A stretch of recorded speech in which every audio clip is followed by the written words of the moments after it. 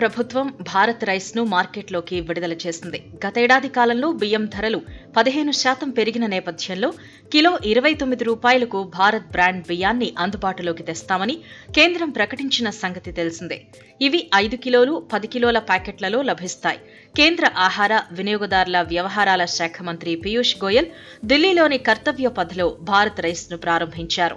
నిత్యావసరాల ధరలు సామాన్యులకు అందుబాటులో ఉంచేందుకు ప్రభుత్వం చర్యలు తీసుకుంటోందన్నారు.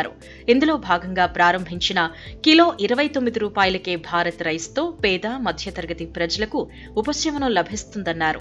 ఈ బియ్యం విక్రయించే 100 మొబైల్ వ్యాన్లను కూడా మంత్రి ప్రారంభించారు. త్వరలో ఈ-కామర్స్ ప్లాట్ఫామ్లలో కూడా లభ్యమవుతాయని కేంద్రం తెలిపింది.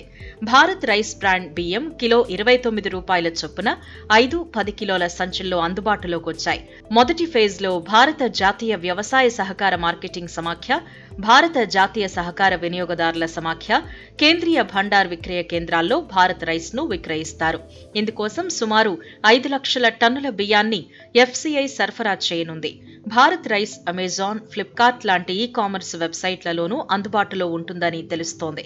ఫిబ్రవరి 6వ తేదీ నుంచే ఈ బియ్యం విక్రయాలు ప్రారంభమవగా పల్లెల్లో, పట్టణాల్లో ఇదెలా అందించనున్నారనే దానిపై ఇంకా స్పష్టమైన ఆదేశాలు జారీ కాలేదు. దీంతో చాలా మంది వీటినెలా పొందాలో తెలియక తికమక పడుతున్నారు. ఏదేమైనా దేశంలో నిత్యావసర సరుకుల ధరలు రోజురోజుకి పెరుగుతూనే ఉండడం సామాన్య మధ్యతరగతి ప్రజలకు చాలా ఇబ్బందిగా తయారైంది. 2-3 ఏళ్లతో పోలిస్తే ప్రస్తుతం ఉన్న ధరలు దాదాపు 20-30% పెరిగాయి. ప్రజలకు నిత్యం అవసరమయ్యే పప్పులు, నూనెలు, బియ్యం ధరలు విపరీతంగా పెరగడంతో సామాన్య మధ్యతరగతి ప్రజల ఆర్థిక స్థితిగతులు తారుమారవుతున్నాయి. బియ్యం ధరలు కూడా ఈ మధ్య కాలంలో విపరీతంగా పెరిగిపోయాయి. కేజీ బియ్యం 60 రూపాయలకు పైనే పలుకుతూ ఉండడంతో చాలా మంది ఇబ్బందులు పడుతున్నారు.